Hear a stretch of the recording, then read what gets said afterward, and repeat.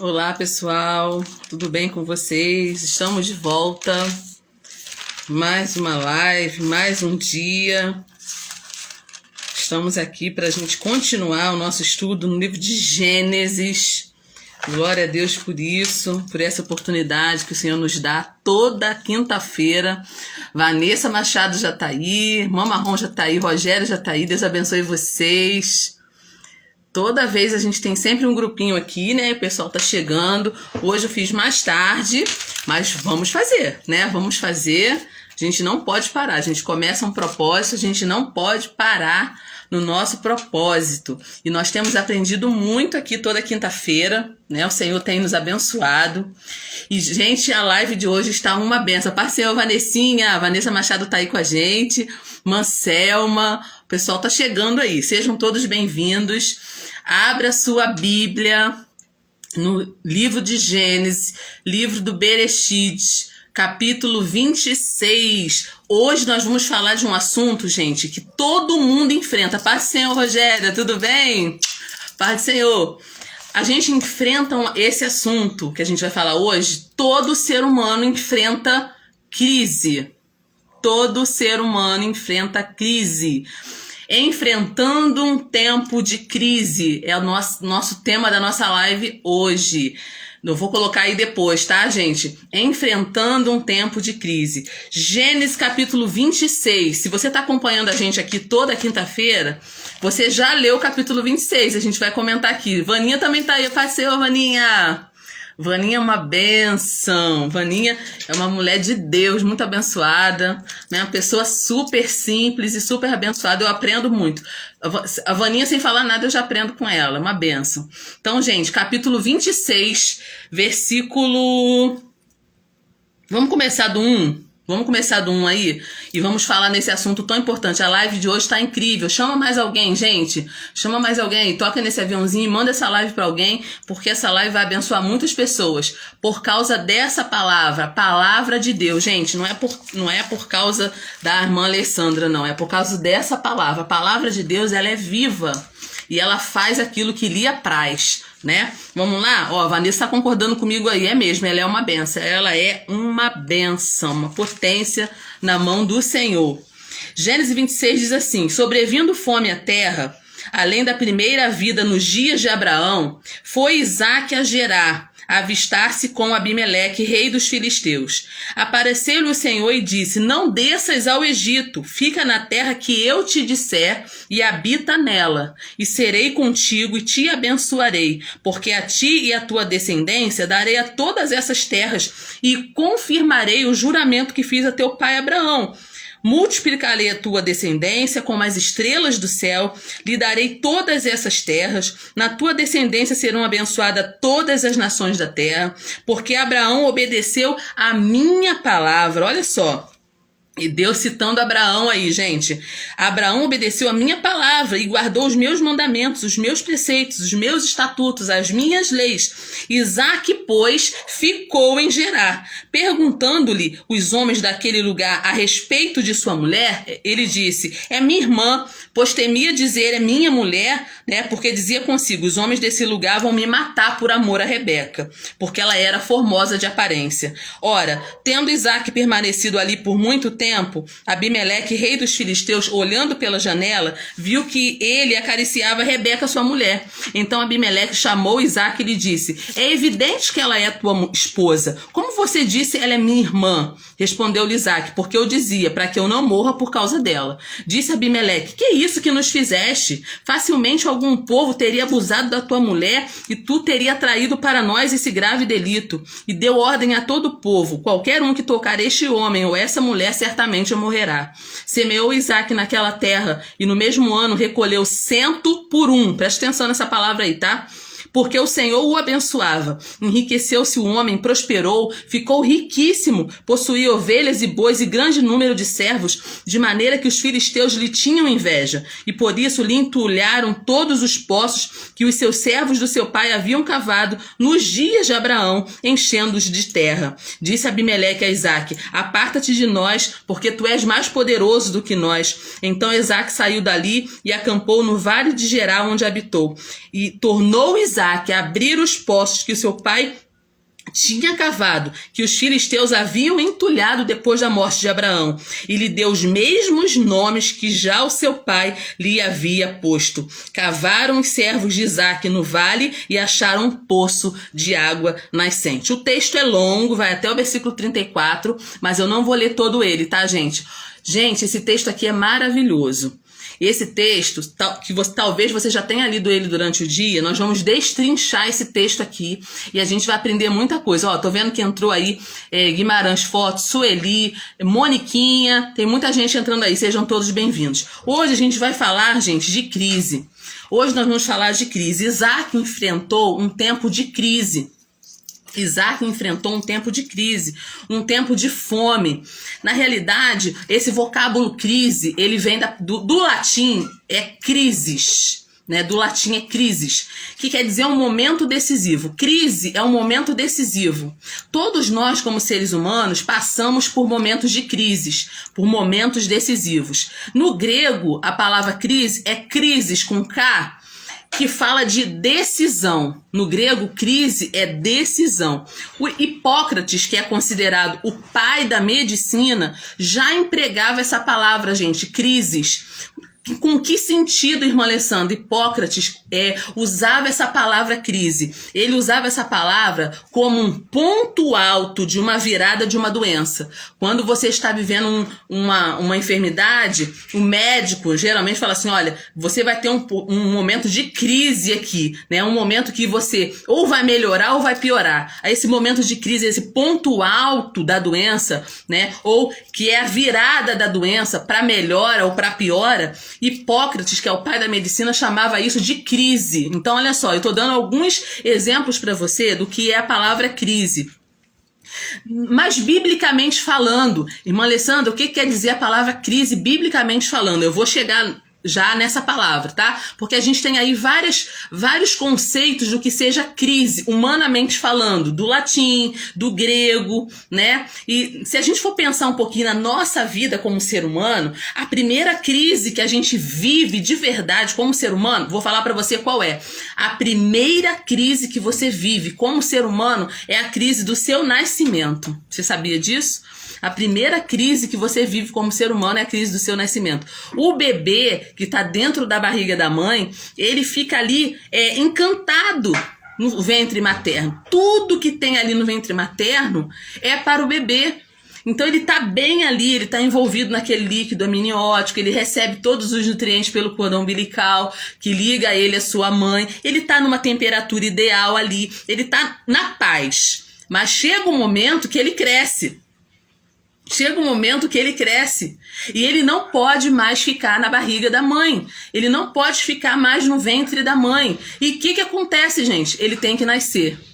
E quando ele está preparado para nascer, o próprio corpo, né, na maioria das vezes, começa a dar sinais, né, para expulsar aquele bebê. Né? A mulher começa a ter contrações, o próprio organismo já está se preparando para expulsar aquele bebê, porque está no momento dele nascer. Então, gente, presta bem atenção nisso. Apesar de o bebê estar bem ali, a partir daquele momento que ele cresceu e chegou no ideal, o corpo ele quer tirar aquele bebê porque ele precisa nascer. Então, essa crise que todos nós vivemos, todo mundo que está aqui vivo aqui na Terra agora, passou por essa crise, a crise do nascimento. Mesmo que você não tenha nascido de um parto normal, né, que às vezes o médico tem que estourar a bolsa, ela não estoura sozinha, existe um momento que a criança tem que sair da barriga da mãe, ela não pode ficar na barriga da mãe a vida inteira, né? Então é um momento de crise. Então essa crise não é ruim. Essa crise não é ruim. Então é nesse ponto que eu quero chegar com você. Todos nós vamos viver crise na nossa vida. Se você já não viveu, você vai viver. Então tem que estar preparado para o momento de crise. Agora, a crise, ela pode ser boa e ela pode ser ruim. Que isso, irmã Alessandra? O que a senhora está falando? É uma heresia? Não é uma heresia, não. A própria palavra, a própria etimologia da palavra nos diz isso. Porque a crise é um ponto em que você vai sair de um lugar para o outro. Que você vai sair de um ponto para o outro. Como você vai enxergar isso? Aí tem pessoas que vivem uma crise e desmorona. A vida dela acaba depois que ela vive uma crise. E tem pessoas que saem de uma crise melhores. porque ela está saindo de um ponto para outro. É como a gente estivesse nascendo. Chega um momento na nossa vida que a gente está crescendo tanto que a gente vai ser obrigado a sair de alguns lugares. E isso é fato. Isso faz parte da vida. Tá? Foi o que aconteceu aqui em Gênesis 26, que a gente vai estudar agora. No hebraico, o que quer dizer a palavra crise? Né? Existe alguns significados da palavra crise no hebraico, não é uma só, tá, gente? Eu também aqui não sou expert em hebraico, não. Tá? Nem sei falar direito, mas a gente estuda, a gente lê, né? A crise no hebraico, nessa crise que eu estou falando para você aqui, é mashber. Mashber no hebraico, crise. A primeira letra da palavra mashber é o mem. O mem, que é a letra da água. É a letra da transformação. Olha só, gente. Então, o que o hebraico diz pra gente aí em relação a crise, momento de crise? O que o hebraico nos diz? Crise é um momento de transformação. É como aquela borboleta, né, que está no casulo e que ela precisa fazer força ali. Ela faz força até ela sair da crisálida, se transformar numa borboleta. É um momento de crise. É um momento de crise, mas é um momento para que ela saia, ela tem que passar por aquele momento de aperto, aquele momento de crise. Então, o que a crise vai fazer com você? Ou ela vai te melhorar muito, vai te ajudar muito, ou ela vai te derrotar. Depende de como você vai ver o período de crise que você está vivendo. Então, no hebraico, mashber, na crise, tem essa palavrinha, essa letrinha men, que é a letra da água. É a letra da transformação, é a letra da mudança. Olha só, né? Tem o shin, né? A letra shin também, que é a letra da permanência, né? A letra da constância. Olha só, né? Nós temos também no bet, né? A letra mashber no hebraico, nós temos o bet. O bet quer dizer, também significa o número 2. Então eu posso falar aqui para você que a crise, ela só tem duas coisas que ela pode fazer por você, né? Ou ela te mata ou ela te transforma. Depende de como você vai enxergar o seu período de crise. Agora eu tenho uma coisa para dizer para você. Deus transforma crise em vitória. Deus transforma crises em vitórias. A crise, ela está presente nas cortes, a crise está presente nos palácios, a crise está presente nos parlamentos, na indústria, no comércio. Tem crise nas instituições, tem crise nas famílias e tem crise nas igrejas. A crise está em todo lugar. Então, o que a gente vai fazer em relação à crise? Aí a gente tem que ter a postura bíblica. E é o que a gente vai aprender aqui hoje, tá? Desastres naturais provocados por secas, enchentes, maremotos, terremotos, pandemias deixaram marcas profundas, prejuízos incalculáveis, centenas de milhares de pessoas perdem a vida por causa de crises. Crises na natureza, crises provocadas por desastres naturais, crises na política, crise na economia, né? Então, presta bem atenção, a crise, ela faz parte da nossa vida, tá? Então, a terra prometida a Abraão e seus descendentes, destinada a transbordar leite e mel, essa terra que Deus prometeu, ela era repetidamente assolada pela seca e pela fome. Isso é um fato. A gente está vendo isso aqui agora. O texto de Gênesis 26 fala de Isaac enfrentando uma fome que assolava a terra. A pastora Márcia entrou aí também. A paz do Senhor, pastora. Felipe também entrou aí, seja bem-vindo. E Naraci também entrou, sejam todos bem-vindos. Então, gente, o texto aqui de Gênesis 26 que a gente está estudando hoje fala de Isaac enfrentando uma crise. Fome. Gente, presta atenção. A fome assolava a terra. Era uma crise. E nesse tempo, onde era o celeiro? Vamos dizer assim, o celeiro do mundo. Onde ficavam as terras férteis do mundo? Nesse mundo antigo. Egito. Era no Egito. Por quê? O Egito tinha um rio, tinha e tem um rio chamado Nilo. O rio Nilo, no transbordar do rio Nilo, aquelas terras do lado dele eram terras férteis, então não tinha fome ali. no Egito, né? Por causa do rio Nilo. Então, toda vez que a terra era assolada por fome, as pessoas logo pensavam no Egito. Não, vou para o Egito porque lá não vai ter fome, né? Era o celeiro do mundo por causa do Nilo. Deus, porém, chama Isaac e fala assim: Isaac, você não vai descer ao Egito. Deus dá uma ordem direta para Isaac. Isaac, você não vai descer ao Egito. Você vai permanecer aqui na terra de Gerar. Você vai ficar aqui, você não vai descer. E Isaac obedeceu a Deus prontamente. Isaac obedeceu ao Senhor, ele ficou ali na terra de Gerar e ele semeou nessa terra. Texto, Gênesis 26, gente, deixa a sua Bíblia aberta aí. Ele semeou naquele deserto, ele semeou naquela terra seca. E a Bíblia fala que ele colheu a 100 por 1. Sabe o que quiser dizer? Que quer dizer isso? Ele colheu a 100 por 1. É como se você plantasse uma semente e nascesse ali 100 frutos dali. Isso quer dizer a 100 por 1. Gente, olha que coisa. Isaac, ele quer tomar a decisão mais fácil para ele. Não, eu vou para o Egito. Ele pensa em ir para o Egito, mas Deus não deixa. Deus, não, você não vai para o Egito, não. Você não vai procurar o caminho mais fácil, não. Você vai ficar aqui. E eu vou te abençoar. Você leu o texto comigo aqui no início. Eu vou te abençoar. E não vou te abençoar só por sua causa, não, Isaac. Eu vou te abençoar por causa do seu pai Abraão. A gente vai comentar sobre isso daqui a pouco. Eu vou te abençoar por causa do seu pai Abraão. Você vai ficar aqui e eu vou te abençoar. Gente, Isaac obedece. Isaac fica ali. Ele cava poços. Isaac encontra água no deserto. Isaac se torna um homem riquíssimo. A gente acabou de ler aqui Gênesis 26, tá?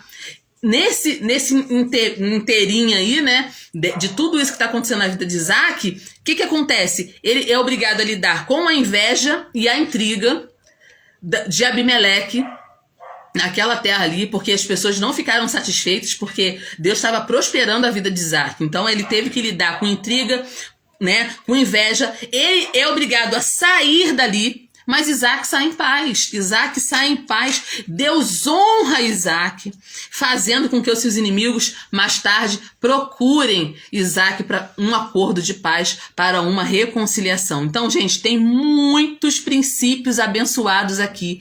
Não sai daqui. Com certeza você vai aprender muita coisa nesse texto de Gênesis 26, como eu aprendi, como eu abri a Bíblia aqui e aprendi. Então, vamos aos princípios. Princípios que aprendemos com Gênesis 26, capítulo 26.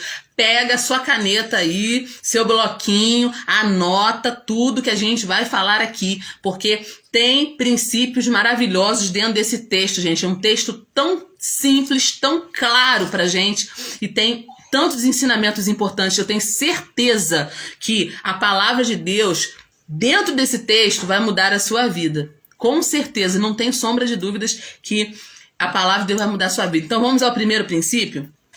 Princípio que a gente aprende aqui em Gênesis 26. Primeiro, na crise, nós somos desafiados a lutar pela própria sobrevivência. Todo mundo que vive uma crise, ele é obrigado a lutar pela sua sobrevivência. Pode ser em qualquer área. Quando você está em crise, você luta. Não tem outra alternativa. Então, olha só. O que diz em Gênesis 26, versículo 1? Sobrevindo fome à terra, além da primeira fome que houve nos dias de Abraão, Isaac foi a Gerar, avistar-se com Abimeleque, rei dos filisteus. Então, quem era dono daquela terra ali naquele momento era Abimeleque, e ele vai para lá. Por quê? Porque ele quer fugir da fome. Ele queria ir para o Egito, mas Deus não deixa ele ir para o Egito. Então, dentro de uma crise, a gente é desafiado a lutar pela nossa sobrevivência. Isso não é ruim, gente. Porque se você não lutar dentro de uma crise, você morre. Você precisa lutar.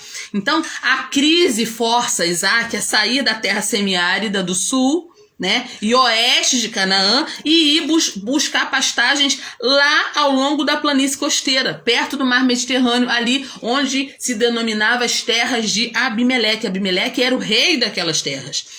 Era um problema real, Era um problema grave, era um problema preocupante. Isaac não ficou só lamentando. Isaac saiu. Isaac se moveu. Isaac foi até Abimeleque, rei dos filisteus, em Gerar. Gente, dentro de uma crise, você não pode ficar parado, sem falar nada, sem fazer nada, de braços cruzados. Não. Dentro de uma crise, você tem que fazer tudo que está ao teu alcance para sobreviver. E isso é uma realidade.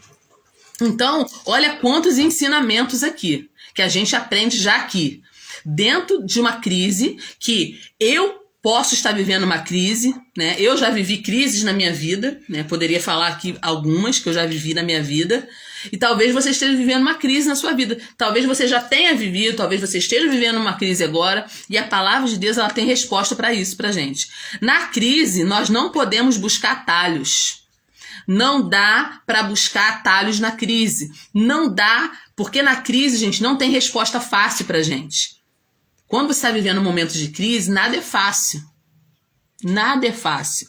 E a gente tem tendência a querer a coisa fácil, a coisa rápida, a coisa que seja para hoje. Né? A gente quer sair da crise, a gente não quer ficar na crise. Mas a gente não pode buscar respostas fáceis. A gente não pode buscar atalhos sedutores no meio da crise. Fugir na hora da crise pode ser perigoso. Por isso Deus fala com Isaac: Isaac, você não vai para o Egito. Porque se você for para o Egito, você está fugindo de uma situação. Eu não quero que você fuja. Nessa situação, eu quero que você viva. Então, gente, olha só, tem momentos que Deus vai falar assim: não, sai daí sim, sai daí, vai para outro lugar. Mas Deus não mandou Isaac sair, presta bem atenção nisso. Você tem que estar focado naquilo que Deus está falando para você. Deus falou com Isaac: você não vai para o Egito, você vai continuar, você vai ficar em Gerar, você não vai para o Egito. Então, fugir na hora da crise pode ser perigoso. Isaac foi exortado por Deus a não descer ao Egito. Até porque, gente, fugir nem sempre é a solução. Por exemplo, quando o pai de Isaac, que foi Abraão, desceu ao Egito, ele quase perdeu a família dele lá. A gente já passou por esse capítulo, né? Já foi lives passadas aí. Quando Abraão fez a mesma coisa, passando pela mesma situação e foi para o Egito, ele quase perdeu a família dele lá. Por quê? Porque lá o rei chegou a pegar Sara e levar para o harém dele. Tá entendendo a situação? O rei daquele lugar pegou Sara e levou para o harém dele. Poderia ter tomado Sara como mulher. Deus é que não permitiu. Deus ainda teve misericórdia de Abraão. Então, vou dar um outro exemplo de uma pessoa que fugiu numa crise e não se deu bem. Vou dar o exemplo de Elimeleque. Elimeleque viveu um tempo de crise em Belém, né? Um período de fome em Belém. Ele sai de Belém, ele sai da casa do pão, ele vai para Moabe. E o que Elimeleque encontra em Moabe? Morte. Né? Lá ele perdeu a sua vida, ele ficou, né? Ele provavelmente adoeceu e morreu. E lá também os dois filhos de Elimeleque morreram, que foi Malom e Quilion. Então não foi uma boa ele ter. E onde está escrita essa história? No livro de Ruth. Livro de Ruth, capítulo 1, versículo 1 ao 5. A fome veio, a crise veio. Em vez de ele enfrentar a crise na casa do pão, porque Belém quer dizer casa do pão, ele sai dali e vai para outro lugar. E não foi uma boa ideia. Porque ali ele perdeu a vida, seus dois filhos morreram, e ali ficou só a sua mulher viúva, juntamente com Orfa e Ruth. 3 mulheres desamparadas de maridos e de filhos. Por quê? Porque ele fugiu no momento de crise. Então, nem sempre fugir vale a pena no momento de crise. Então, Isaac foi tentado a descer para o Egito, né? Para um lugar de fartura, para um lugar de riqueza, né? Muitas vezes a gente tende a fazer isso, né? A gente tende a querer uma solução rápida para as coisas, uma solução rápida porque a gente quer acabar com a dor logo, né? Mas nesse momento é melhor ouvir a voz de Deus. No momento de crise, é um princípio que a gente aprende aqui em Gênesis 26. Ouça a voz de Deus. Por quê? Porque o lugar mais seguro para estar é dentro da vontade de Deus. Então, se Deus falar assim, vai, você vai. Agora, se Deus falar assim para você, fica, você fica. Então, é o que Deus fala com a gente. A gente não tem que ser movido por circunstâncias. Nós temos que ser movido pela voz de Deus. E aí, a nossa incredulidade, ela pergunta assim, e aí, como eu vou sair dessa situação? Quantas vezes, né, no momento de crise, a incredulidade está ali, ó, né, no ouvido da gente falando, e agora? Como é que vai ser, Alessandro? Como é que você vai sair dessa situação? Né? A incredulidade está lá falando. Mas a pergunta da fé é diferente da pergunta da incredulidade. A pergunta da fé diz o seguinte: o que eu posso aprender com essa situação? Então, no momento de crise, fique atento aos aprendizados. Porque quem não passa na matéria, faz a matéria de novo. Na escola não é assim? Se você não passou na matéria, você vai ter que repetir a matéria e fazer a matéria de novo. Às vezes a gente passa por crise porque Deus quer que a gente aprenda alguma coisa naquela crise. Mais importante do que sair da crise é aprender o que Deus tem para nos ensinar no meio da crise. Deu para entender isso? Não é importante só sair da crise, é você sair com o ensinamento daquela crise. O que eu aprendi? O que Deus falou comigo no momento dessa crise? Isso é muito mais importante do que sair propriamente da crise. Então, cuidado para que no momento da crise você não transija com os valores de Deus. Nós temos que ter muito cuidado para a gente não tapar os ouvidos, né? Quando Deus está falando com a gente na hora do aperto. Eu estou vivendo um aperto, estou vivendo dificuldade na minha vida, não quero ouvir ninguém. Não, você precisa ouvir a Deus. Você pode não ouvir ninguém, mas tem que ouvir a Deus. Então, na crise, a gente precisa aprender. Nós precisamos aprender. Nós precisamos passar nessa matéria para que a gente saia da crise aprovado. Na crise, precisamos tirar os olhos das circunstâncias e colocar os olhos na promessa de Deus. Não foi isso que Deus fez com Isaac? Versículo 2, o Senhor lhe apareceu. Olha só, no momento de crise de Isaac, Deus aparece a ele e disse, não desças ao Egito. Fica na terra que eu te disser e habita nela. Gente, esse habita nela, eu não trouxe o significado da palavra, mas eu estudei sobre isso, tá? Quando Deus fala assim, habita nela, não é que ele ia morar lá definitivo. Esse verbo habitar no hebraico aqui é um verbo que diz assim, nesse momento fica aqui. Mora aqui por um tempo. Fica aqui por um tempo. O verbo habitar por um tempo e habitar definitivamente é diferente no hebraico. Então aqui, esse habitar aqui, fica aqui um tempo. Você precisa ficar aqui um tempo. E eu vou ser contigo e vou te abençoar. Eu vou abençoar a tua descendência. Eu vou te dar essas terras. Eu vou confirmar o juramento que eu fiz a Abraão. Eu vou multiplicar a tua descendência como as estrelas do céu. Gente, Deus faz promessas para Isaac no momento da crise. Então, quando a gente está vivendo uma crise, gente, é uma dica que eu dou, porque eu já passei por algumas crises na minha vida. Tire o foco da crise e coloca em Deus. Tira o foco da crise e coloca nas promessas de Deus. Né? Eu sempre conto isso, que é uma coisa bem simples, né? Mas foi uma coisa que tocou muito no meu coração na época. Eu lembro que alguns anos atrás, muitos anos atrás mesmo, graças a Deus, já passou muito tempo, né? Eu vivi uma situação para mim na minha vida financeira difícil, né? E uma pessoa falou assim para mim, uma pessoa da igreja, eu congregava numa congregação, e a pessoa falou assim para mim, olha, poxa, você só anda com essa saia. Eu sempre comento isso, porque foi uma coisa simples, mas que tocou muito em mim, sabe?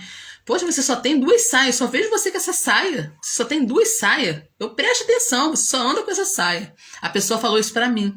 E eu tava vivendo um momento de crise financeira. Né? Não tava faltando nada, mas eu não tinha dinheiro suficiente para ficar comprando um monte de roupa. E aí, aquilo me entristeceu muito, mas eu não coloquei o meu coração nesse momento de crise que eu tava vivendo. Eu coloquei na promessa, eu falei assim, olha só, hoje eu tenho só 2 saias. Hoje eu tô com pouco recurso para renovar o meu guarda-roupa. Mas vai chegar um tempo que eu vou ter tanta roupa que não vai caber dentro do meu guarda-roupa. Eu vou ter que dar, porque não vai caber dentro do meu guarda-roupa. Então eu tirei o foco daquilo ali, né? Que eu já estava vivendo um momento difícil, a pessoa, ao invés de me ajudar, ainda me colocou mais para baixo. Mas eu não coloquei o meu coração naquele momento de crise. Eu coloquei na promessa do Senhor. Então eu abri a minha boca para abençoar a minha própria vida. Eu falei, não, eu estou vivendo isso. Realmente você tem razão. Eu só estou andando com essas 2 saias aqui. Na época eu era da Assembleia de Deus, não usava nem calça comprida. Então era saia mesmo, né? E eu falei, mas daqui a um tempo eu vou ter tanta roupa que não vai nem caber no meu guarda-roupa. Graças a Deus, esse tempo chegou há muito tempo na minha vida, né? Hoje, graças a Deus, eu sou uma pessoa muito abençoada. Não me falta roupa no meu guarda-roupa. Então, assim, nós precisamos tirar o foco da dor, o foco da circunstância e colocar na promessa de Deus. É o tempo da gente ser orientado pelas promessas. Não é o tempo da gente ficar sendo guiado por prognósticos pessimistas, né? Por pessoas pessimistas que vão dar palavras pessimistas pra gente. Por quê? Porque no nosso momento de crise, presta bem atenção, o nosso Pai, ele não nos coloca na crise e nos deixa sozinhos lá. Se Deus permitiu uma crise na nossa vida, ele tá com a gente nessa crise. E você vê aqui que nesse momento de crise de Isaac, Deus fala exatamente isso com ele. Olha o que Deus fala para Isaac. Eu vou ser contigo, eu vou te abençoar e eu vou te multiplicar. No momento de crise de Isaac, Deus lembra a ele as promessas. Deus fala com ele de promessa. Deus fala assim, ó, eu vou ser contigo. Sabe o que é isso? Presença. Isaac, você está vivendo crise, mas eu estou com você. Eu estou com você, eu estou presente, eu estou aqui.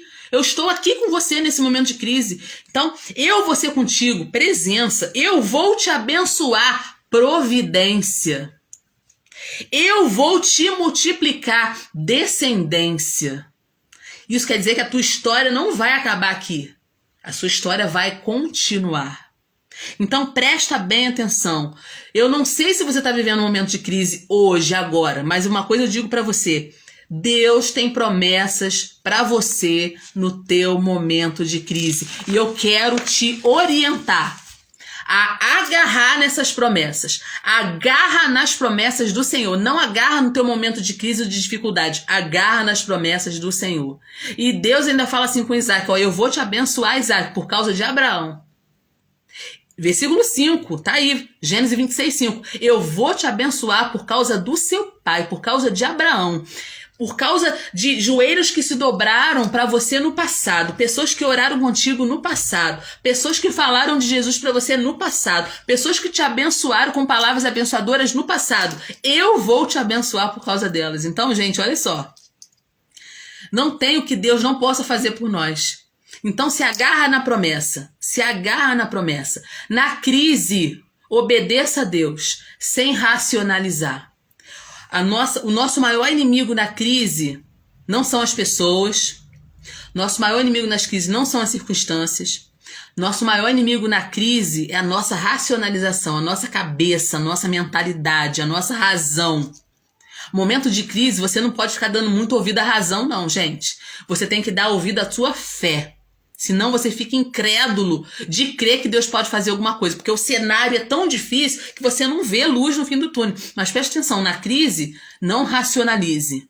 Quando Deus deu ordem para Isaac, você não vai para o Egito. Ele não racionalizou.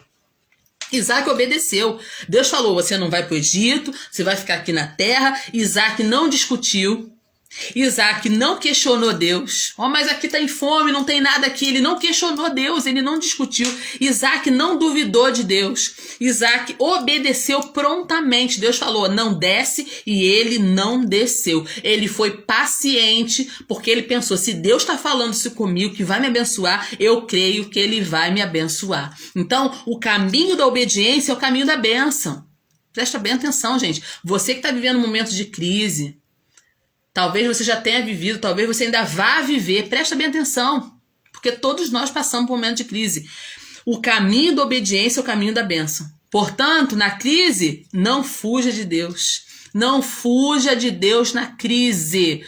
Até porque é impossível. Como você vai fugir de Deus, gente? Salmo 139 fala, se você subir as asas da alva, se você fazer sua cama lá no mar, não tem onde você fugir de Deus, gente. Não tem. Então, não discuta, não questione, não racionalize. Use a sua fé. Use a sua fé. Não fuja de Deus. Uma outra coisa interessante que a gente observa aqui nesse texto é a questão da mentira. Gente, isso aqui foi tão sério. Vamos falar um pouquinho sobre isso aqui antes da gente voltar nos princípios. A questão da mentira de Isaac. Isaac queria salvar a sua própria pele. Essa que é a realidade. Então ele diz que Rebeca é a sua irmã, né? A história se repetindo aí, né? Abraão faz a mesma coisa no passado em relação a Sara, e Isaac faz a mesma coisa aqui, né? Ele falou assim, poxa, se souber que Rebeca é minha esposa, vão me matar. Então ele estava mais preocupado com a pele dele do que com a própria esposa. Então ele diz que não é a esposa dele, né? Conta essa mentira aí. Essa mentira, gente, como qualquer outra mentira, ela tem pernas curtas, né? Já diz um ditado, né? A mentira tem perna curta, é manca e não consegue ir muito longe. Então, ele conta uma mentira ali, né? Porque ele quer salvar sua própria pele, mas, como eu já falei, a mentira é fraca. A mentira é sempre fraca. A mentira é fraca e não importa que pareça ser forte, não importa que ela seja, pareça ser forte, né? Já tem um filósofo aí que diz que uma mentira contada muitas vezes acaba se tornando uma verdade, mas biblicamente falando, uma mentira sempre será uma mentira. Deus não aceita mentira. A Bíblia fala que o diabo que é o pai da mentira. Então nós não podemos seguir no caminho da mentira. Isaac entrou por esse caminho. E aí, por que ele entra nesse caminho? Porque grandes homens também têm pé de barro, né, gente? Grandes homens também erram, grandes homens também falham. Por isso que eu amo a palavra. Porque se fosse qualquer outro livro, as pessoas pulariam essa parte, né, das coisas erradas que fizeram. Mas a Bíblia é um livro tão santo, tão poderoso, tão verdadeiro, que ela não esconde os erros dos patriarcas. Isaac errou aqui, errou feio. Errou dizendo uma mentira, falando uma mentira, né? E aí, as carícias na intimidade, né, com Rebeca, desmentiram ele. Ele disse que era irmã, mas aí o rei viu ele, né, tendo intimidade com a sua esposa, né? E, quer dizer, aí eu coloquei uma anotação aqui assim, as carícias na intimidade era uma contradição da negação do compromisso público. Ele negou o compromisso público, ele negou que era esposo de Rebeca, né? Mas as carícias que ele tinha com ela negaram essa fala dele. Então, aí a gente vai pegar forte agora, né? Pegar pesado. Eu não, a Bíblia, né, gente? A palavra de Deus. Isaac só era marido de Rebeca dentro do quarto. Fora do quarto ele não era. Vamos pensar sobre isso? Isaac era marido dela dentro do quarto. Mas do portão para fora ele já não era mulher dele. Ele mesmo disse que não era. Ele afirmou que não era, né? Fora dos portões da sua casa ele não tinha coragem para assumir a sua mulher. E isso, com certeza, feriu o coração de Rebeca. Com certeza, gente. Com certeza. Tô falando aqui como mulher. Com certeza. Feriu o coração de Rebeca. Daí pra frente, se você perceber no texto, ao longo de Gênesis, a partir daí, você vai ver que o casal se afastou. A partir desse incidente que aconteceu aqui, a partir desse fato que aconteceu aqui, né, o diálogo morreu ali na vida desse casal, entre Rebeca e Isaac, né? O que acontece aí nessa casa, após essa mentira, que é descoberta pelo próprio rei Abimeleque? O que acontece? O casal se distancia, né?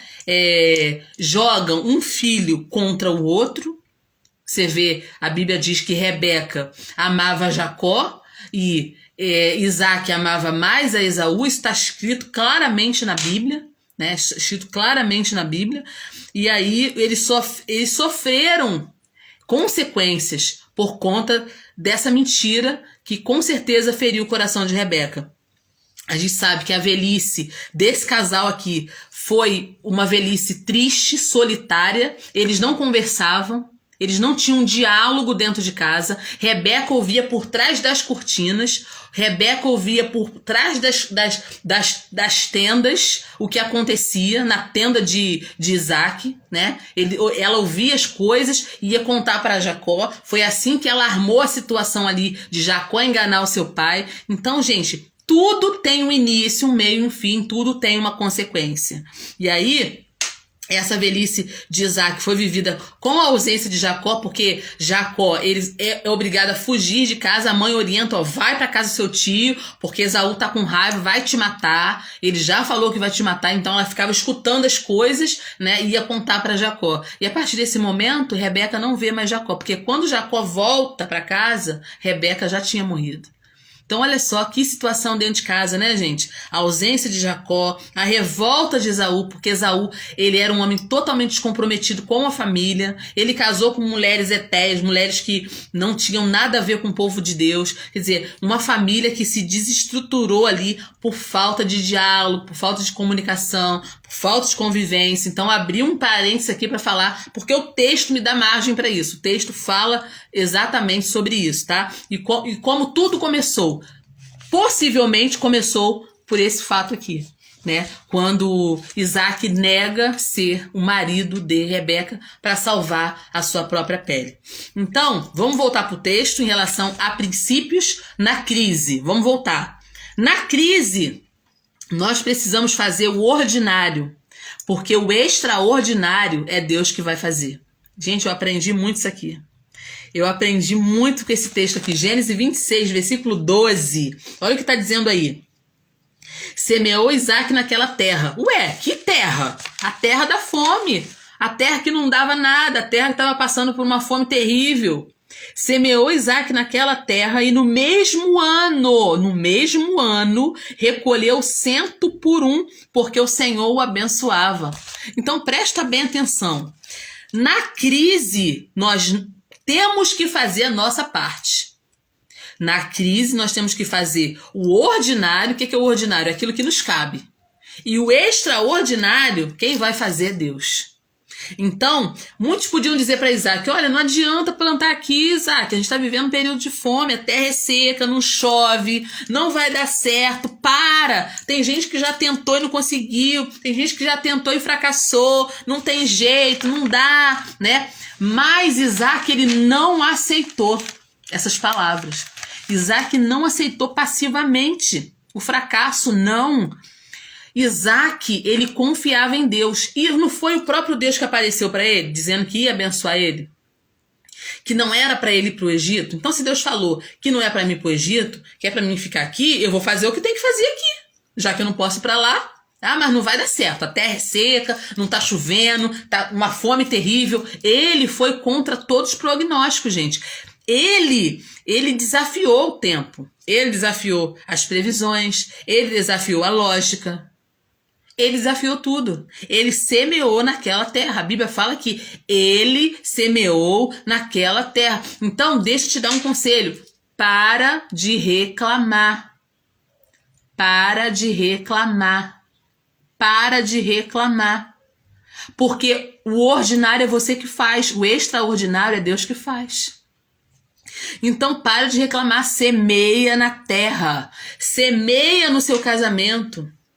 Semeia na vida dos seus filhos, semeia no seu trabalho, semeia na sua igreja, não importa o cenário, não importa se está deserto, não importa se não tem nada, é Deus que faz o extraordinário. Deus não vai descer do céu e vai semear na terra para você, não. É você que tem que fazer, é eu que tenho que fazer. Então, para de reclamar, nós precisamos parar de reclamar e semear na terra que Deus nos deu. Ah, meu casamento não tá legal, irmã Alessandra, eu tô vivendo um momento tão difícil com meu marido, com meu esposo, a gente não tá se dando bem, a gente não tá legal. Começa a semear no seu casamento. Ah, mas a terra tá seca, não tem diálogo, a gente não conversa mais. Semeia no seu casamento. Ah, o relacionamento com meus filhos não tá legal. Semeia na vida dos seus filhos. Ah, meu trabalho não tá legal. Semeia no seu trabalho. Ah, mas tô cheio de problema lá na igreja. Semeia na tua igreja. Porque o ordinário quem faz somos nós. O extraordinário quem faz é Deus. Lança a sua rede em nome de Jesus. O que os discípulos falaram? Olha, a gente pescou a noite toda, nós pegamos nada. Nós não pegamos nada, nós pescamos a noite toda. Mas Jesus falou assim, vai lá e lança. Lança a rede. Lança a rede. Lança a rede. O Rodrigo colocou aí, o nosso problema está em querer colher frutos de sementes que não plantamos. Olha só. Realmente. Né? A gente quer ver o milagre, mas a gente não quer ter trabalho com milagre. A gente não quer fazer nada. Gente, a maioria dos milagres que aconteceram na Bíblia exigiram o esforço do homem também. O homem precisou fazer a sua parte. Ah, Davi derrubou Golias, mas ele teve que ir lá pegar pedra. Ah, o mar vermelho se abriu, mas Deus mandou o povo avançar e mandou Moisés tocar lá com o cajado dele. Tá entendendo? Ah, foi uma pesca maravilhosa, mas Deus mandou lançar a rede. A nossa parte Deus nunca vai fazer. Deus nunca vai fazer. Exemplo disso, só que não tem nem o meu livro aqui, deixa eu ver. Meu livro não tá aqui, deixa eu ver esse livro, ó. Meu livro, ó, Mulher de Visão, tá aqui, ó. Eu escrevi esse livro em 2007. Estamos em 2022, agora que ele saiu. E aí? Eu desisti? Não desisti, não. Eu fiz a minha parte, escrevi. Não tinha condições. Mas quando chegou no momento certo, aí Deus falou, é agora. Agora é a tua hora. Esse nem foi o primeiro foi infantil. Príncipe da Água. Quando eu fui falar com o Senhor, né, nesse período da pandemia, que eu fui falar com o Senhor, porque foi um período que a gente teve medo, né? Eu tive, vou confessar. Falei, Senhor, e se eu morrer na pandemia? E se eu morrer na pandemia? Eu não tenho medo de morrer, porque eu sei que eu vou pro céu. Eu tenho meu nome escrito no livro da vida. Mas eu pensei assim, poxa, se eu morrer na pandemia, ninguém nunca vai escutar a minha história, ouvir a minha história. E a história estava escrita desde 2010, na gaveta. Aí Deus falou assim, ué, você quer que eu vá nas editoras levar a história pra você? Você quer que eu vá lá? Desse jeito, a resposta de Deus pra mim. Você já escreveu, não escreveu? Agora você quer que eu vá nas editoras? A tua parte é mandar a história para as editoras. Alguém vai gostar da história e vai entrar em contato com você. Agora a sua parte é mandar a história. Então eu sentei lá, comecei, mandei e-mail para uma, para outra. Uma gostou da história e publicou a minha história. Então a parte que me cabe, Deus nunca vai fazer.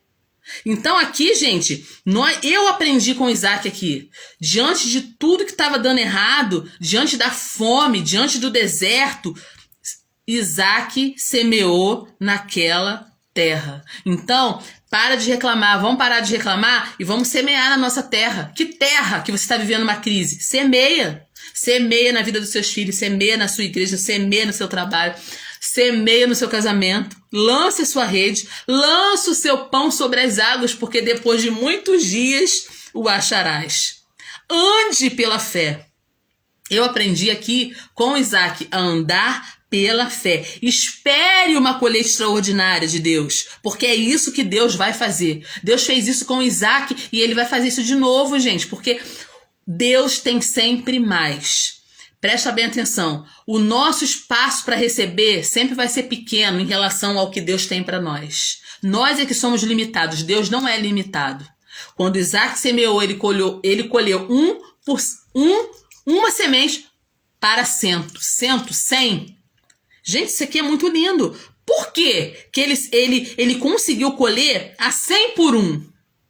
Por que ele conseguiu colher a 100 por 1? Porque ele tinha uma estratégia de agropecuária, de agricultura, porque ele chamou um especialista para ajudar ele a semear naquela terra? Não, porque ele confiou no Senhor. Irmão Sione colocou aí, ó, para de reclamar e vai cavar um poço. Olha só, gente, que coisa linda. Irmão Sione já tá lá na frente, né? O Senhor abençoou Isaac.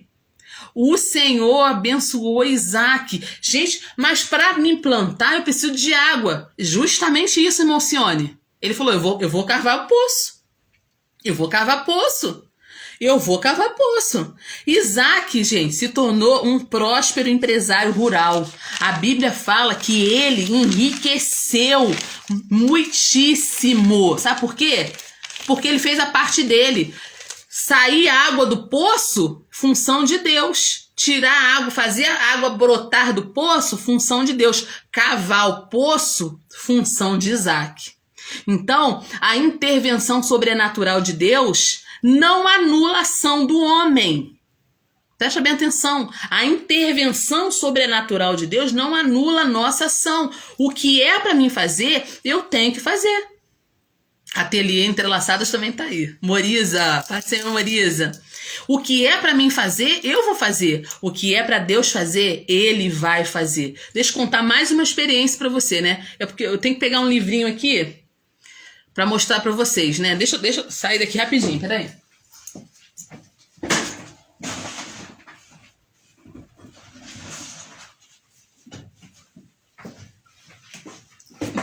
Achei o livro, gente. Tá aqui, ó, meu livro. Eu gosto de falar daquilo que Deus já fez, né? Esse livro aqui, Príncipe da Água. A editora gostou, publicou, a gente fez, achamos um ilustrador que fizesse a história. Tá aqui a minha fotinha aqui, ó. Presta bem atenção. Sabe o que aconteceu? Eu fui procurada na minha escola, né? Alguém entrou em contato comigo e falou assim, olha, a gente ficou sabendo de uma professora aí na escola, não sei se eles viram pela rede social, que eu coloquei foto e tudo, né? A gente ficou sabendo de uma professora que está lançando um livro agora, no período da pandemia, que vai lançar na Bienal. Eu queria conversar com vocês sobre isso, com você sobre isso. Aí eu falei, não, pois não. Aí ele falou assim, olha, eu quero fazer uma entrevista com você, eu faço parte lá do jornalístico da Bienal, eu queria fazer uma entrevista com você, vai rolar um jornalzinho lá na Bienal, eu gostei da sua história, você é professora há muito tempo, é o seu primeiro livro, dei entrevista para ele. Depois que eu terminei a entrevista, ó, a Maurícia tá falando que é lindo, realmente, gente, esse livro é muito lindo. Aí ele falou assim, olha, eu tenho um contato um jornalista de um jornal de grande circulação. Eu gostei da sua história. Eu posso passar a sua história para ele? Eu não estou te prometendo nada, mas eu posso passar a sua história para ele, que eu gostei muito. Você deixa eu passar a história? Eu falei, poxa, pode passar. Né? O meu primeiro livro, toda publicidade que tiver para ele vai ser bom. E ele passou. Gente, 2 dias depois, a pessoa me liga. Fala assim, olha, eu já passei a sua história pro jornal e a sua história tá saindo no jornal. Sabe qual jornal saiu minha história? No jornal o Globo. Gente, a história saiu. Depois você clicar aí no Google e jogar aí meu nome, Alessandra Firmo, você vai ver que a história saiu no... Eu até printei a história aqui do jornal, ó, contando a minha história, apresentando o livro. Saiu num jornal de grande circulação. Eu não paguei R$1 para minha história sair lá. Mas o que é isso? Eu fiz o ordinário. Eu escrevi a história, eu mandei para a editora, né? Eu torci para que alguém gostasse da história. Deus fez uma editora gostar, Deus fez uma pessoa me ligar e a minha história saiu no jornal o Globo. Só o Globo não, no Extra, em vários jornais, a história do livro, a minha história contando a história do Príncipe da Água. Se você quiser, você pode colocar aí no Google, botar Alessandra Firmo, vai aparecer aí. Né, a reportagem sobre esse livro aqui. Sabe por quê? Eu tô contando isso, não é para me gloriar não, gente, é para dizer para você que a nossa parte nós temos que fazer, e a parte de Deus, quem faz é o Senhor.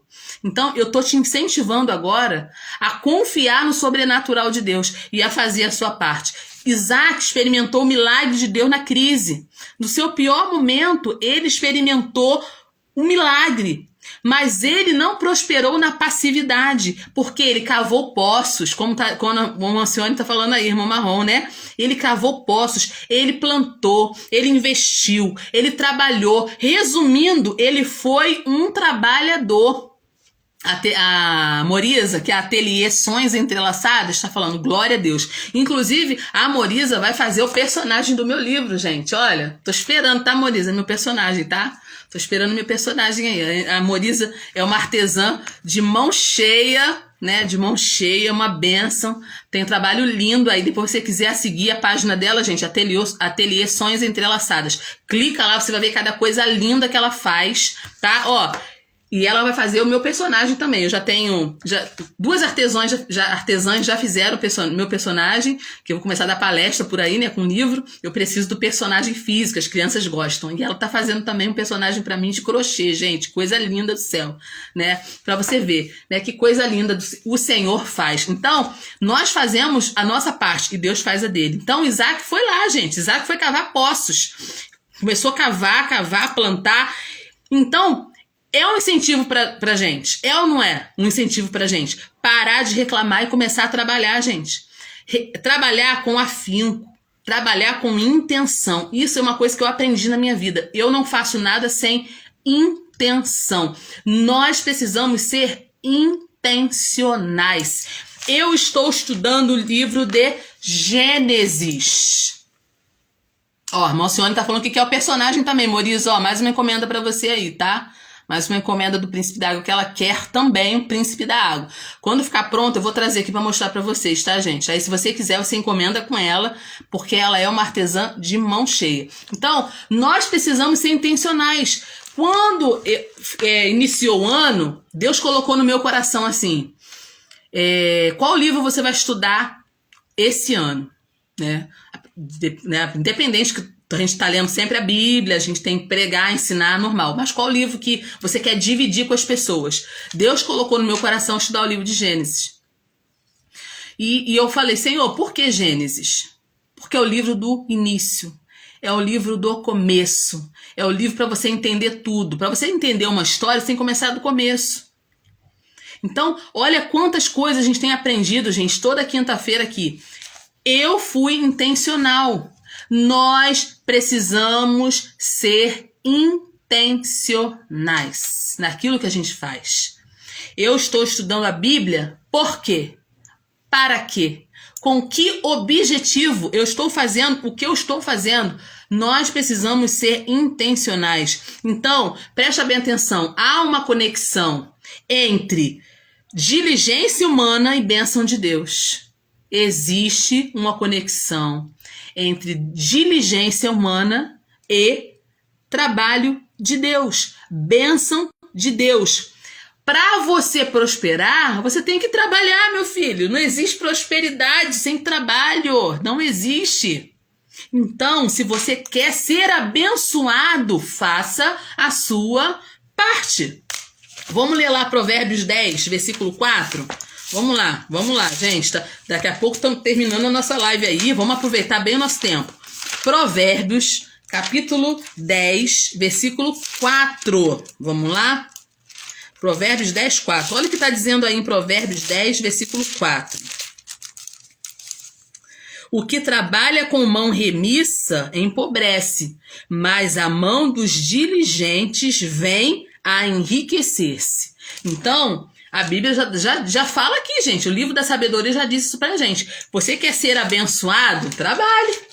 Trabalhe, faça alguma coisa.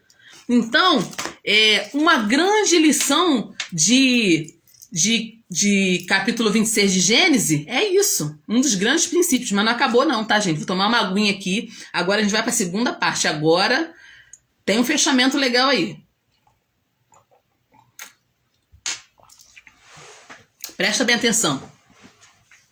Quando você crescer, porque Isaac, mesmo na crise, ele cresceu. Prestou atenção nisso? Mesmo na crise, vivendo um tempo de crise, Isaac cresceu porque ele confiou no Senhor e porque ele fez a sua parte. Presta bem atenção. Quando você crescer, isso vai incomodar as pessoas. Crescimento incomoda. Nem todo mundo está preparado para ver você crescer. E você tem que entender isso. Preste atenção, gente. Olha a lição que Isaac nos dá aqui. Quando você crescer, tem pessoas que não vão aceitar isso. Tem pessoas que não vão entender isso. Então, presta bem atenção. Proteja o seu coração. Proteja o seu coração. Eu vi uma vez uma pessoa pregar. Eu não lembro o nome da pessoa, mas a pessoa falou assim, nós temos que ter pele de rinoceronte, coração de criança. E ele falou uma outra coisa que eu não lembro agora. Pele de rinoceronte, coração de criança. Por quê? Pele de rinoceronte é grossa. Aquilo vai bater e vai embora. E coração de criança. Sabe por quê? Para você não guardar coisas ruins no seu coração. Toda vez que você crescer, as pessoas, elas vão se incomodar. Algumas pessoas, não todas, mas algumas vão se incomodar. Quando Isaac começa a crescer, Os poços estavam entulhados. O que ele faz? Ele vai tirar entulho dos poços. Os poços que o seu pai já tinha aberto. Que por inveja os filisteus foram lá e tamparam. Quando ele começa a tirar os entulhos desses poços, a água começa a jorrar. E causa inveja, gente, porque um poço de água, gente, naquele tempo no deserto, gente, era tudo. Porque os animais precisavam de água, a agricultura precisava de água. Então a pessoa que tinha um poço de água jorrando era uma pessoa rica. E isso causou inveja, ele enfrentou a inveja dos filisteus. Abimeleque falou assim, ó, sai da minha terra, sai daqui. Abimeleque expulsa Isaac da terra. Isso está escrito lá no versículo 16. Né? Existiu contenda entre os pastores de Gerar, porque eles falaram, não, esse poço é nosso, está aqui na nossa terra. Esse poço é nosso. E eles começaram a brigar com Isaac. Sabe o que Isaac fez? Brigou com eles? Discutiu com eles? Não. Isaac saiu dali. Isaac foi embora, saiu, o poço é seu, então fica com ele. O poço é seu? Fica com ele. Era uma realidade de uma cidade hostil, de campos sem água. Os poços entulhados, os poços antigos, eles tinham sido entulhados. E os novos poços que eram abertos agora por Isaac estavam sendo disputados. O rei expulsa ele da cidade de Gerar. Presta bem atenção, gente. Olha que incoerência, gente. Olha a incoerência. Em vez dos filisteus aprenderem os novos métodos de agricultura com Isaac, eles eram tão tolos que eles foram lá entulhar os poços de Isaac, que Isaac abriu. Olha só, gente. Olha a tolice. Olha a falta de sabedoria. Se alguém está prosperando no meio do deserto, se alguém consegue se tornar um homem rico no meio do deserto, esse alguém tem alguma coisa para ensinar. Em vez deles aprenderem com Isaac, eles ficaram com inveja e expulsaram Isaac. Contenderam com os poços e expulsaram Isaac. Tá entendendo? Então, presta bem atenção. Toda vez que você prosperar, você vai ter que lidar com pessoas ressentidas. Isso é um fato. Toda vez que Deus te abençoar, vai ter pessoas ressentidas, pessoas que não vão se agradar, pessoas que não vão ficar satisfeitas. Preste atenção, gente. Isso é uma realidade. E como Isaac lidou com essa situação? Com paciência. Com paciência. Quando Abimeleque falou, sai, ele saiu. Quando os filisteus encheram os seus poços de entulho, ele saiu e foi abrir outros poços. Quando os pastores de Gerar contenderam para tomar os 2 poços novos que ele abriu, ele não discutiu, ele seguiu em frente para abrir o 3º poço. Gente, olha, a irmã Sônia falou, o que a inveja produz no coração das pessoas? Sim, e nós temos que aprender a lidar com essas pessoas. Nós temos que aprender a lidar.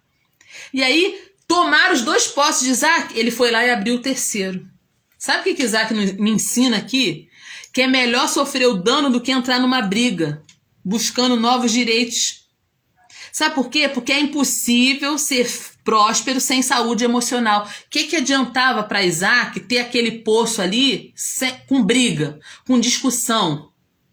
Mas como é que ia ser a vida dele? Ele falou, não, já que você quer, fica para você. Quer, fica para você. Não foi fácil para Isaac fazer isso. Abrir mão daquilo que ele tinha conquistado com tanto trabalho. Mas ele preferiu a saúde emocional dele do que ficar brigando por um poço. Sabe por quê? Porque a bênção não estava no poço, a bênção estava na vida de Isaac.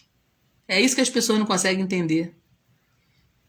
Sabe? Quantas coisas já foram retiradas da minha mão? Algumas. Coisas pelas quais eu não briguei. Isso aconteceu já em ambiente de trabalho, né? Com algum cargo no trabalho. Já aconteceu, eu não vou abrir aqui porque hoje todo mundo se conhece, né? Vou falar o nome de alguém aqui e vai dar problema. Mas quantas coisas já tiraram de mim e que eu abri mão, já que é seu, já que você quer, Pode ficar para você. Porque a bênção não está naquilo ali. A bênção está na nossa vida. E as pessoas não conseguem entender isso. Isaac não era um homem de briga. Por isso ele saiu dali para evitar o conflito. E foi buscar novos horizontes. Gente, a paz de espírito é melhor do que a riqueza. Então, tem coisas que não adianta você ficar brigando, porque você não vai mudar ninguém. Ele não podia mudar a inveja dos filisteus, mas ele podia seguir em frente. Porque o Deus que abençoava Isaac abençoava ele onde ele estava. Você crê nisso? Que Deus pode te abençoar onde você está? Deus vai te abençoar onde você está. A bênção está em você. E Deus trabalha através de você. Então, quando você começar a ser abençoado, quando você começar a prosperar, você vai ter que lidar com esse tipo de coisa. E não se ressente, não. Leva pro coração, não. Fica triste, não. O Senhor está com você. O Senhor está com você. Não se ressente. Não joga isso para dentro de você. Proteja o seu coração. Isaac me ensinou isso aqui, gente. Eu lendo. Olha, quantos anos eu tenho de crente, de igreja, de conhecer Bíblia, de ler Bíblia. Mas Isaac me ensinou isso. Às vezes é melhor a sua paz do que ficar brigando e discutindo por coisas materiais. Às vezes é melhor você abrir mão, porque a bênção não está naquilo, a bênção está em você. As bênçãos te seguirão, né? Certamente a bondade e a misericórdia me seguirão todos os dias da minha vida. E eu habitarei na casa do Senhor por longos dias, né? O salmista sabia disso, por isso ele falou. A bênção está conosco, a bondade e a misericórdia de Deus me segue.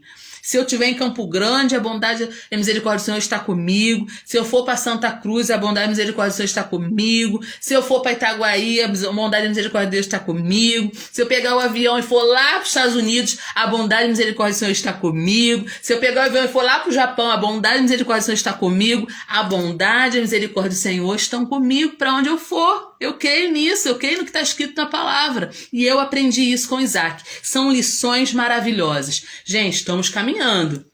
Mas não acabou, não. Eu quero falar mais alguma coisa com você. Lições de Gênesis 26. Como viver um momento de crise. Vamos para mais lições? Pega o caderninho aí para anotar. Reabra poços antigos. Olha que lição Isaac nos dá aqui, gente. Reabra poços antigos. Isaac aprende com a experiência dos mais velhos. Isaac aprende com a experiência dos mais velhos. Ele não chamou especialista para cavar poço. Não. Ele reabriu as fontes de vida que abasteceram seus pais. Ele sabia onde tinha poço. Ele sabia onde tinha água. Ele conhecia. Ele passou a infância dele se alimentando daquela água, daquele poço que o pai dele, Abraão, tinha aberto. Ele sabia onde tinha água. Então, gente, presta atenção. Nós precisamos voltar para os poços antigos. Quer dizer isso? Não é ser um saudosista do passado, mas nós precisamos aprender com a experiência daqueles que já passaram por nós. Pessoas que tiveram experiências boas com Deus, nós precisamos aprender com elas. Que poços antigos são esses, irmã Alessandra, que eu preciso abrir? Precisamos voltar a reunir a nossa família em torno da palavra. Precisamos orar juntos. Precisamos voltar a fazer o culto doméstico. Precisamos estar unidos num só propósito. A água continua jorrando. Não importa que entulharam os poços. Nós temos que saber onde tem água e água viva. Então, a gente não precisa de novidade. A gente não precisa correr atrás de cisterna rota. Nós precisamos do evangelho. Nós precisamos da palavra. Então, infelizmente, a gente está vivendo um tempo complicado. A gente está vivendo um tempo chamado a era da pós-modernidade.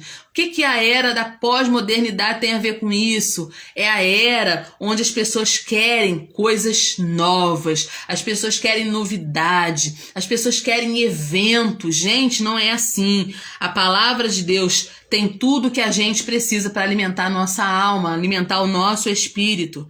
Então, tudo que a gente precisa é cavar novamente os antigos poços de vida espiritual que tem sustentado o povo de Deus desde o início, desde o começo. O que sustentou o povo de Deus desde o início? A palavra de Deus, a oração, a fé, a adoração, o poder do Espírito Santo, o serviço.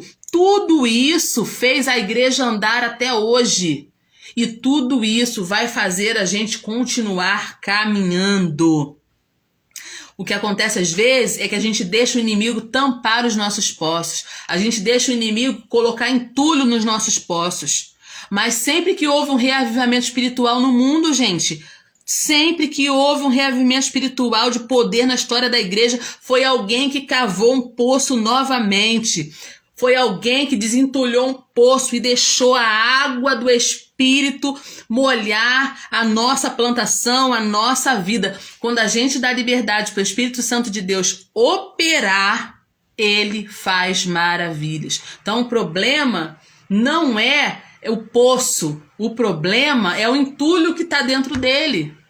E tirar o entulho não é Deus que vai fazer, não. É nós que temos que fazer. Então, hoje, essa palavra diz para mim: Alessandra, tire os entulhos do seu osso.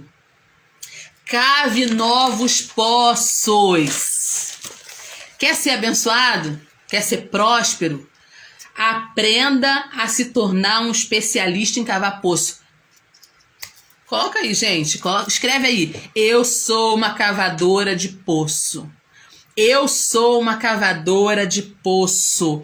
Nós temos que nos tornar especialistas em vencer crise, em derrotar crise. Isaac cavou 7 poços. Ele cavava um, vinha, não, é meu. Ele cavava o outro, e vinha, não, esse poço é meu. E ele foi. Mas ele cavou 7 poços. Ele aprendeu a ser um cavador de poço. Quem é cavador de poço não passa fome.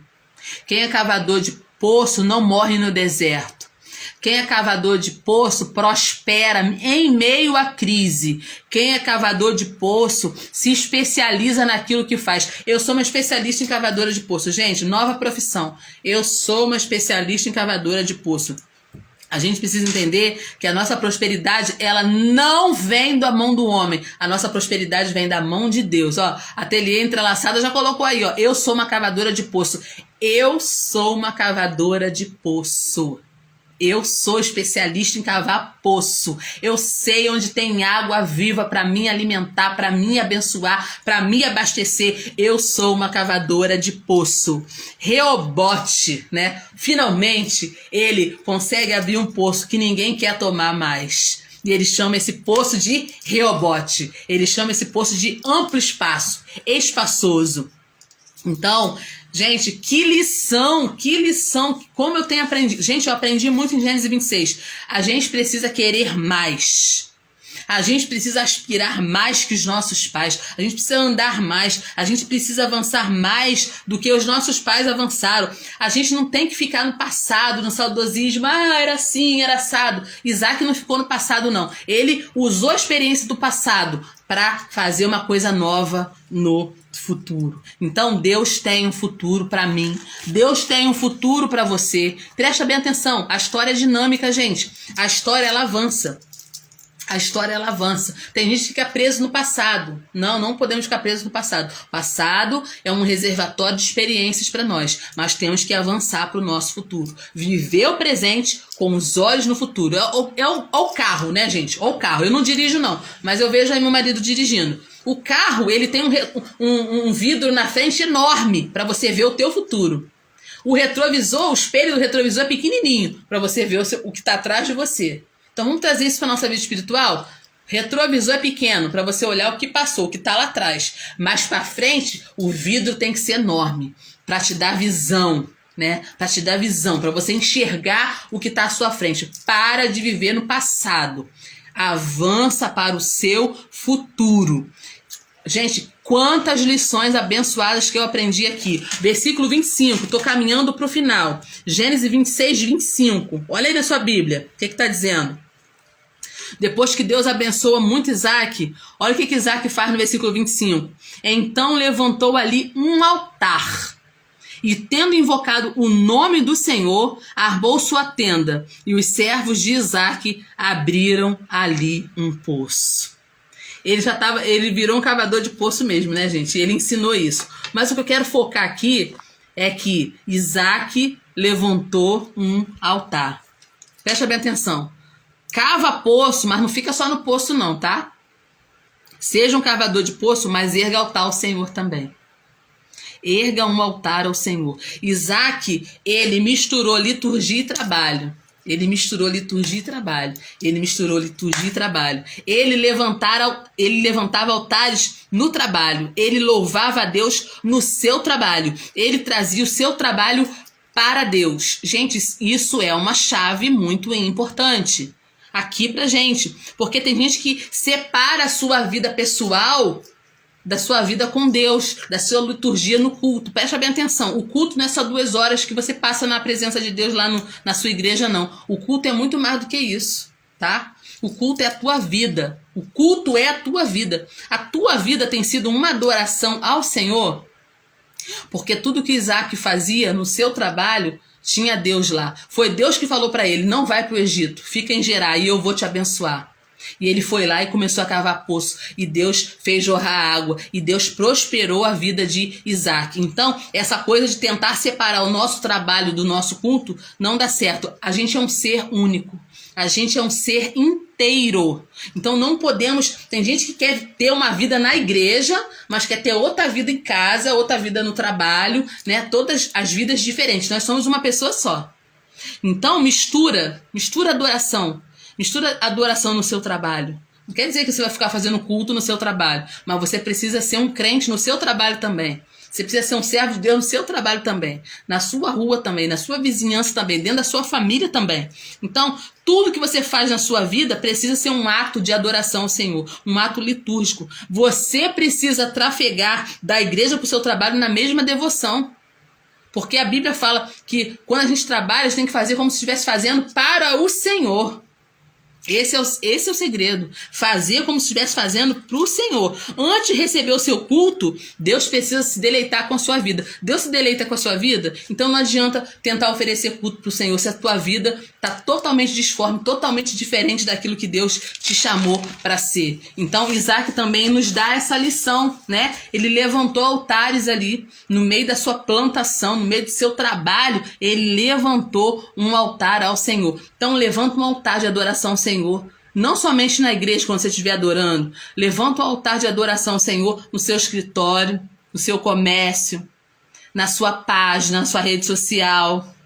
Tem altar de Deus na sua vida? Tem altar de Deus na sua vida? Tem um altar na sua casa de adoração a Deus? Tem um altar de adoração no seu trabalho para Deus? Então, gente, presta bem atenção. Deus falou várias coisas para nós hoje aqui em Gênesis 26. E aí, o que acontece aqui no final? Porque eu fiquei assim surpreendida. Surpreendida, gente, estou no final já. Olha a surpresa que eu tive aqui. Versículo 28. Olha o que Isaac, versículo 27, olha o que Isaac fala. Disse Isaac, por que você veio a mim? Abimeleque foi até ele, gente. Por que você veio a mim? Você me odeia.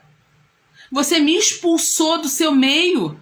Por que você veio até a mim? E ele veio com Ficol, comandante do seu exército. Sabe o que eles falaram para Isaac? Eles responderam, nós vimos claramente que o Senhor é contigo. Olha, faça um juramento entre nós, faça uma aliança conosco, jura que não nos fará mal. Eles viram que Deus estava na vida de Isaac. Como também nós não tocamos em você, como nós só te fizemos bem, olha só, né? Olha como eles são bonzinhos, gente. Só fizeram bem para Isaac. Tomaram os postos de Isaac, contenderam com Isaac e depois foram lá falar: ah, a gente é tão bonzinho com você. Nós fomos tão bons com vocês. Faz uma aliança com a gente. Isaac podia ter falado assim, agora vocês querem aliança comigo? Depois de me expulsarem, tomarem os meus postos, agora vocês querem aliança comigo? Não vou fazer aliança com você não. Não, Isaac não fez isso. Mais um aprendizado. Mais um aprendizado. Isaac falou, não, vamos fazer uma aliança sim, com certeza. O Senhor é comigo mesmo, vocês estão falando a verdade aí. O Senhor é comigo. Isaac deu um banquete. Deu um banquete para eles, selando a amizade, selando ali o pacto, né? Fez um pacto com eles, né? Porque Isaac era da paz. Nós somos da paz, né, gente?